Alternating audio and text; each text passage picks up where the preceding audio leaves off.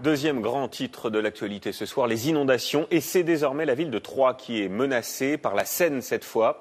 La montée des eaux a déjà commencé. Plusieurs communes sont touchées. D'abord, la situation générale avec Nicolas Bertrand et Lou Cricorian. Vu du ciel, on reconnaît des voitures et des camions alignés. Mais certains véhicules ont presque totalement disparu sous l'eau. Ici, le niveau atteint 1,50 m au moins. Cette zone industrielle au sud de Troyes est complètement inondée. Tout à côté, un lotissement d'une trentaine de maisons a connu le même sort.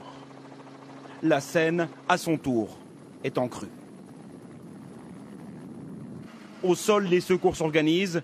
Sur le site, cette distillerie classée Seveso2 qui stocke des produits toxiques est la plus grande crainte des habitants du quartier, même si pour le moment, aucune fuite n'a été détectée. L'ensemble des matières premières inflammables sont dans des cuves qui sont donc étanches, qui sont dans des rétentions également étanches. L'eau est maintenant en train de monter vers le centre de Troyes. Le débit de la Seine dépasse les 200 mètres cubes par seconde et ça ne cesse d'augmenter. Le scénario de la rupture de digue que l'on redoute et l'inondation dans l'agglomération de Troyes qui serait sous les eaux complètement. C'est-à-dire qu'on peut envisager des montées d'eau de 5 à 7 mètres. Dans la ville, les égouts commencent à déborder. Première conséquence, la demi-finale de Coupe de France de football entre Troyes et Bordeaux, prévue ce soir, est annulée. Oui, c'est la commune de Buchères au sud de Troyes qui est la plus touchée. Là-bas, vous allez le voir, la montée des eaux a été rapide et a surpris les habitants. Sarah Bernuchon, sur place avec Benjamin Genome. Les rues de Buchères, transformées en torrents. Toute la journée, l'eau a continué de monter au sud de Troyes. Cette habitante vient à peine de rentrer. Elle découvre les dégâts. J'ai le frigo qui est foutu, tout est trempé, les meubles. Tout est foutu. Malgré le choc, il faut tenter de sauver ce qui est encore possible. Ils sont en train d'essayer de remonter le lit. Des voisins sont venus lui prêter main forte. Et pour évacuer les maisons, tous les moyens sont bons. Je retire tout ce qu'il y a de chez moi parce que tout est inondé. Comme vous voyez, on en a jusqu'à la taille. C'est une catastrophe. Fuir à tout prix la montée des eaux, face à la menace, certains craquent.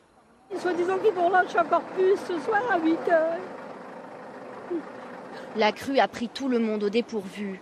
Toute la journée, les pompiers ont tenté de rassurer la population. La maison est sécurisée. Cette maison est totalement envahie par les eaux, mais le propriétaire refuse de quitter les lieux.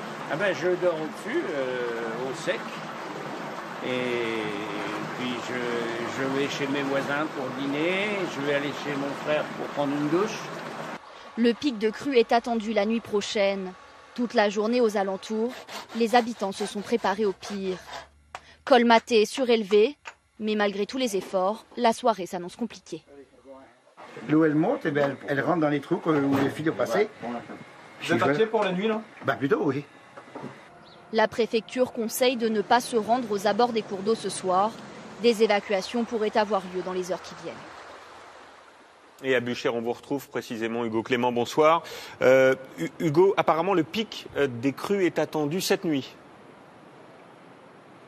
Oui, cette nuit ou peut-être demain matin ou peut-être même demain après-midi selon certaines prévisions. En réalité, personne ne sait vraiment. Ce qui est sûr, c'est que l'eau continue de monter. Regardez la puissance de ce torrent qui traverse la route pour aller s'engouffrer dans certaines maisons. Et de l'autre côté, cet entrepôt est submergé par 1,50 m d'eau. Et ce que vous voyez là dépasser en bleu, eh bien, c'est le toit d'une camionnette. Alors, dans les heures qui viennent, d'autres communes vont être touchées, d'autant qu'à certains endroits, l'eau menace de dépasser les digues. La sécurité civile vient d'être envoyé en urgence pour essayer de les renforcer.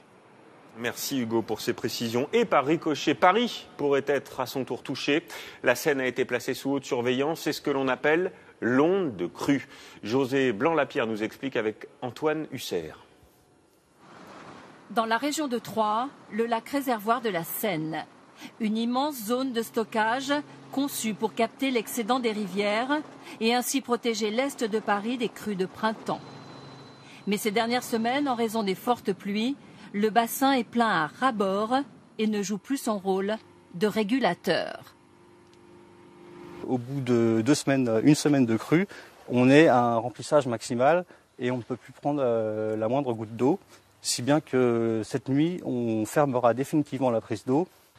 Même constat pour les 3 autres barrages artificiels, dont celui du Der sur la Marne, qui a fermé ce soir à 18h. Voici donc l'état des cours d'eau qui affluent vers la capitale.